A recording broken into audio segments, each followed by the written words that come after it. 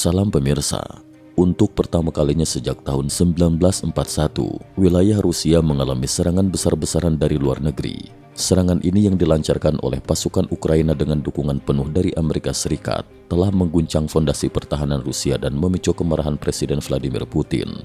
Di tengah meningkatnya ketegangan dan kekhawatiran global, konflik ini tampaknya bergerak menuju eskalasi yang lebih besar dan lebih rumit. Pada hari-hari terakhir, Ukraina melancarkan serangan besar ke wilayah-wilayah strategis di Rusia, termasuk Belgorod, Lipetsk, dan Kursk.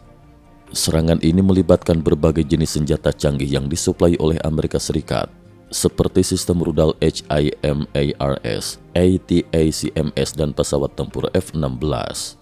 Dalam hitungan hari, pasukan Ukraina berhasil menghancurkan sejumlah fasilitas militer penting Rusia, termasuk pangkalan udara dan gudang amunisi yang sebelumnya dianggap tak tertembus. Serangan ini memicu reaksi keras dari Presiden Vladimir Putin yang menyebutnya sebagai provokasi besar yang bukan hanya berasal dari Ukraina, melainkan didukung dan diorkestrasi oleh Amerika Serikat. Washington yang sebelumnya memperingatkan Ukraina untuk tidak menyerang wilayah Rusia, kini memberi lampu hijau bagi Kiev untuk menentukan sendiri target-target serangannya. Hal ini mengubah dinamika konflik dan memaksa Rusia menghadapi ancaman langsung di wilayahnya sendiri, sebuah situasi yang belum pernah terjadi sejak Perang Dunia II. Peran Amerika Serikat dalam konflik ini semakin jelas terlihat dengan eskalasi serangan Ukraina.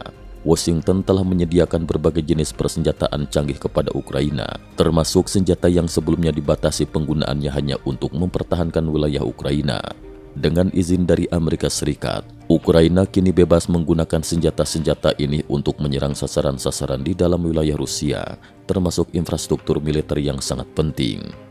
Amerika Serikat juga memainkan peran penting dalam logistik dan dukungan taktis. Sistem transportasi militer Amerika yang sangat canggih memungkinkan pengiriman senjata berat dan peralatan militer dalam waktu singkat. Misalnya dalam waktu kurang dari 48 jam, senjata dan peralatan dapat dikirim dari Amerika Serikat ke medan perang di Ukraina, sebuah efisiensi yang tak tertandingi oleh negara manapun. Dengan dukungan ini, Ukraina mampu meluncurkan serangan yang terkoordinasi dengan baik, menghancurkan sejumlah besar infrastruktur militer Rusia. Lipetsk, sebuah pangkalan udara strategis Rusia, menjadi salah satu target utama serangan Ukraina. Pangkalan ini menampung berbagai pesawat tempur canggih, termasuk Su-34, Su-25, Su-57, dan MiG-29 yang telah digunakan untuk melancarkan serangan ke Ukraina. Serangan ke Lipetsk menyebabkan ledakan besar dan kebakaran di fasilitas penyimpanan senjata, membuat pangkalan ini lumpuh sementara. Jarak pangkalan ini yang hanya sekitar 330 km dari perbatasan Ukraina membuatnya rentan terhadap serangan rudal dan drone Ukraina yang telah menunjukkan kemampuan mereka untuk menyerang jauh ke dalam wilayah Rusia. Belgorod, pusat logistik utama bagi militer Rusia, juga menjadi sasaran serangan yang menghancurkan. Wilayah ini yang sebelumnya dianggap sebagai jalur pasokan yang aman untuk pasukan Rusia di Ukraina, kini berada dalam ancaman langsung dari serangan Ukraina. Dengan menguasai Belgorod, Ukraina berpotensi memutus jalur pasokan penting yang digunakan oleh militer Rusia, memperlemah kemampuan mereka untuk mempertahankan wilayah yang diduduki di Ukraina. Salah satu serangan paling signifikan adalah di wilayah Kursk yang terletak di perbatasan antara Rusia dan Ukraina. Pasukan darat Ukraina telah berhasil masuk ke wilayah ini dan menguasai lebih dari 350 km persegi, termasuk kota Suja yang strategis.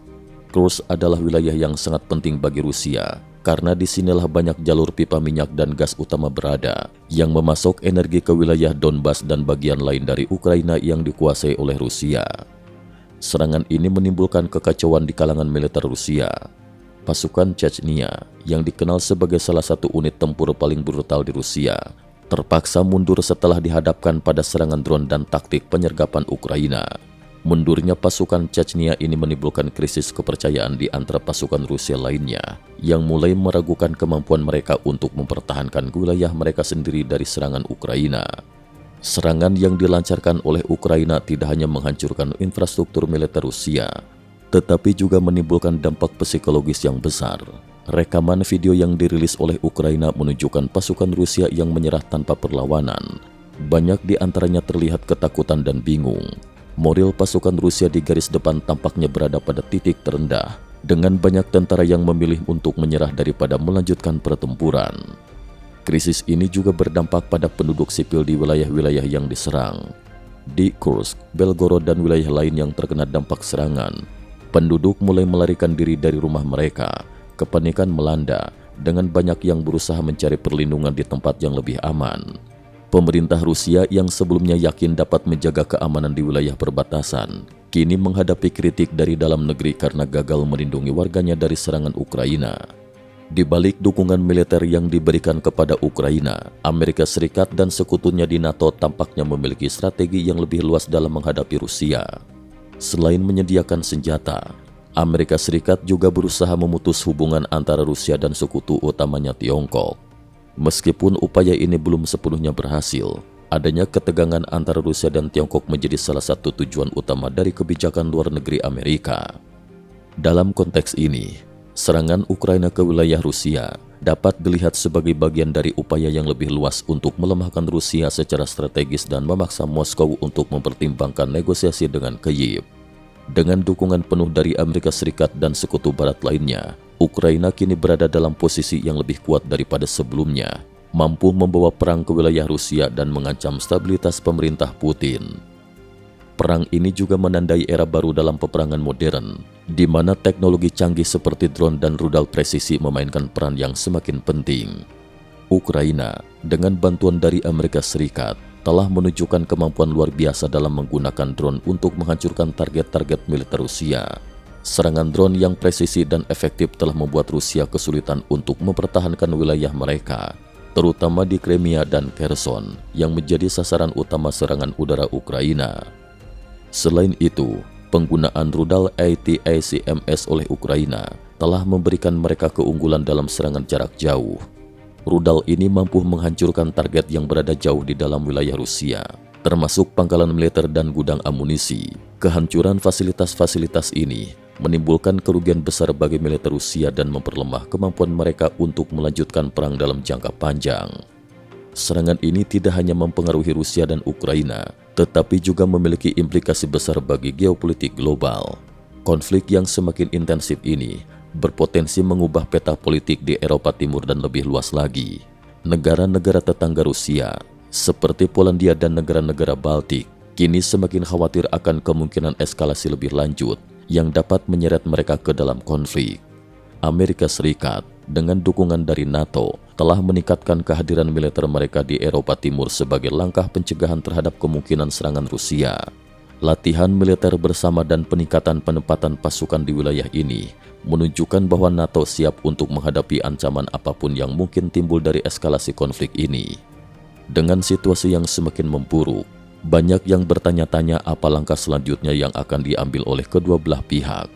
Bagi Rusia, pilihan yang tersedia semakin terbatas. Putin kini harus memutuskan apakah akan terus melanjutkan perang dengan risiko kehilangan lebih banyak wilayah dan menimbulkan kerusakan yang lebih besar bagi negaranya, atau mencari jalan untuk merundingkan perdamaian dengan Ukraina.